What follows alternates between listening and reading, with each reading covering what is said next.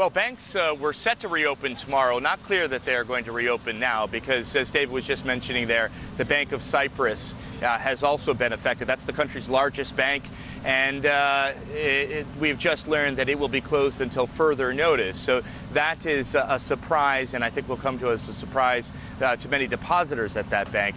Not a very clear situation either at Cyprus Popular Bank, the country's second largest bank.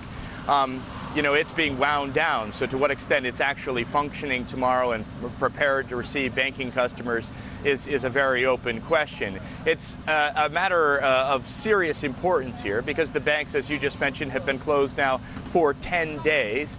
And people really have not had much of access at all to their money. Just late yesterday, the government here put a limit on withdrawals from cash machines at 100 euros. That's the most anyone in this country can withdraw from their bank through cash machines while the branches remain shut. So, people will be looking forward to the banks reopening tomorrow. They're hoping that the banks are going to reopen tomorrow. But even when they do, Mark, it has to be pointed out that, it's impossible to imagine some mass bank run here because there are already going to be capital controls in place. So things like cashing checks, things like how much money we'll be able to get out of the bank when the bank does reopen. These are still open questions.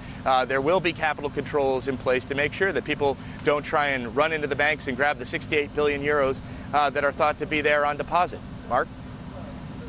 Ryan, what about uninsured depositors? Because, yes, those having deposits under 100,000 will be spared, but those with deposits over 100,000 euro won't be spared. Some will essentially be wiped out, particularly in Cyprus Popular Bank. What's the reaction to that part of the deal?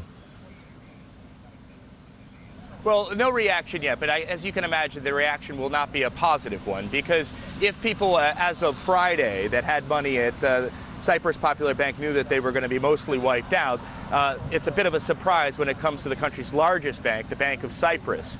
Even if EU officials say they will only lose about 40% of their deposits, that's still a huge hit to depositors at that bank, and it is the Bank of Cyprus that is thought to have most of the Russian depositors at it as opposed to the Cyprus Popular Bank. Look, at stake here is the entire banking system. Out of the 68 billion euros that we know was on deposit in this country at the end of January, more than half of it was accounts over 100,000 euros. The big question now is how much of that money is going to remain in the country. Sure, they got capital controls, but how long can those last? Clearly, money's going to want to leave the country. What's that going to do for the banking sector, and what's that going to do for the economy?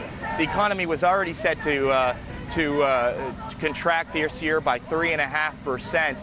If you have, mass departure of international capital, well, it might be a much, much uglier situation than just a contraction of 3.5%. Mark?